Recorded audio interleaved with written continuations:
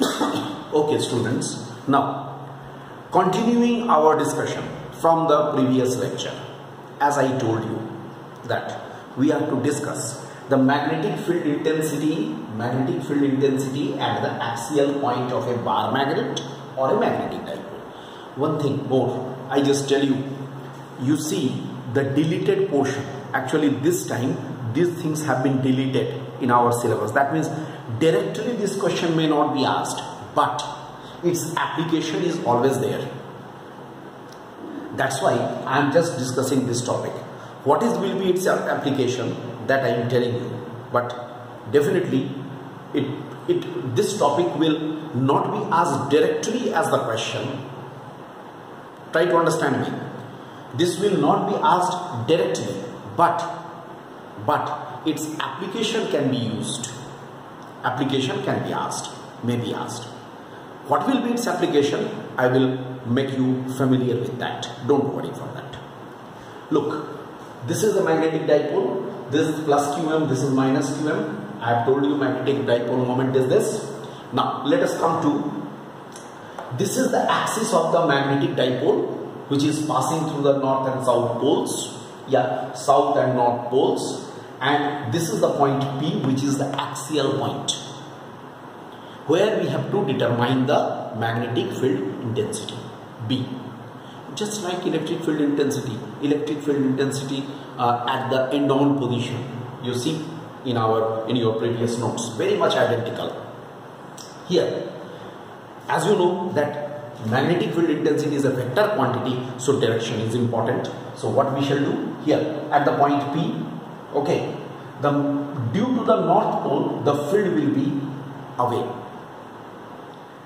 Due to the south pole, it will be towards. It is towards south pole. Look, B1 is due to the north pole away, due to the south pole towards. Followed? I hope you remember in my last class I have told you B is equal to the formula as mu naught by 4 pi into qm by r square. R is the distance. That already I have told you. This was the distance. This R is the distance of the field point, means the point where we have to find out the field from the pole of strength Q. Here also I will apply according to this formula. I will apply here field, right? Field at P due to N pole, means due to north pole. B1 mu naught by 4 pi. Look at this, mu naught by 4 pi. Always, you know, direction is always adjusting the sign, or sign is adjusted by the direction. That's why only the magnitude will be taken. Qm by which distance? Is it np square? That means how much it will be? Mu naught by 4 pi qm by is it r minus l whole square. And now field at P due to S pole, means south pole, B2 is equal to mu naught by 4 pi into qm by which one? SP square. That is equal to mu naught by 4 pi, it is SP, 4 pi qm by r plus l whole square.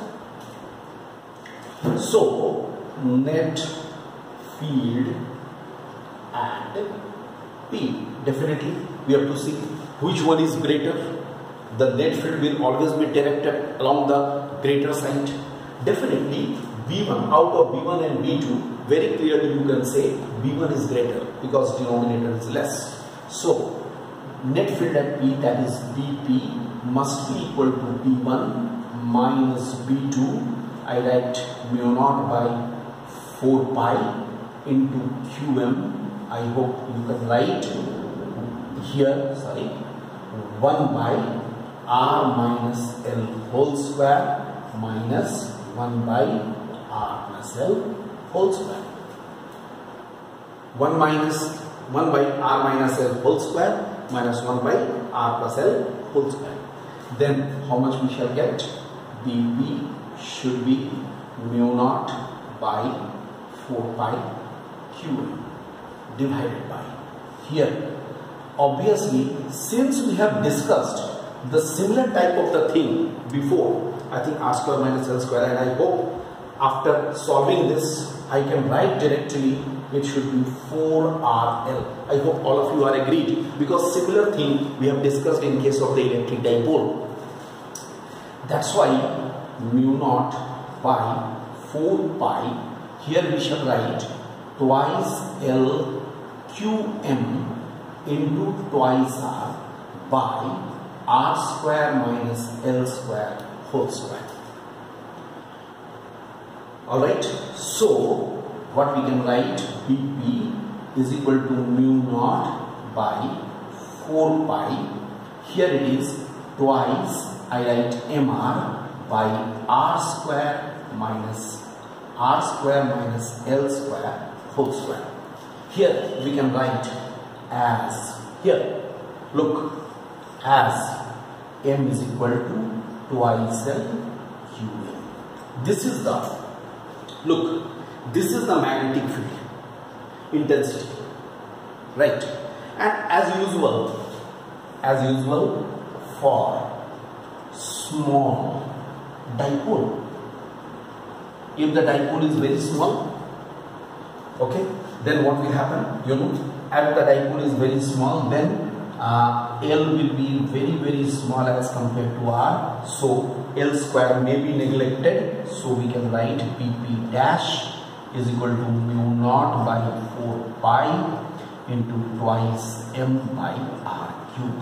I hope the whole thing we have done in case of the electrostatics, in case of an electric dipole, if you remember. You can say it is just a repetition of the whole thing. Okay, as I told you, it is not in our syllabus, this derivation, but this derivation, the result which we are getting, especially this result is important. I will use this result now. That's why it has to be discussed. I have discussed in this way. Okay, and I just leave it to you to find the field at, you know, equatorial point. Followed.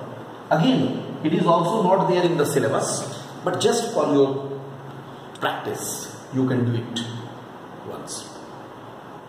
Could you follow? So in this way, I am mainly concerned with this because I will use this result. I am not concerned with this. I am not doing it. I just leave it to you as an assignment. You can do it. I will use this result in our next discussion. In the next discussion, I am going to use this result. Understood? That's why I have found out this result. So let us now see how this result can be used and where it can be used. Actually, I want to use it to discuss that. My next discussion is how a current loop behaves as a magnet. Understood? Till now we have seen current loop or current carrying conductor behaves as a magnet.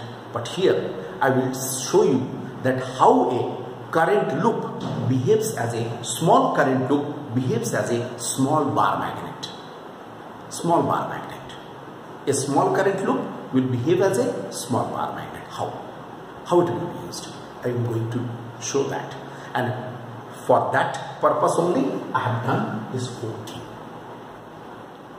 Okay?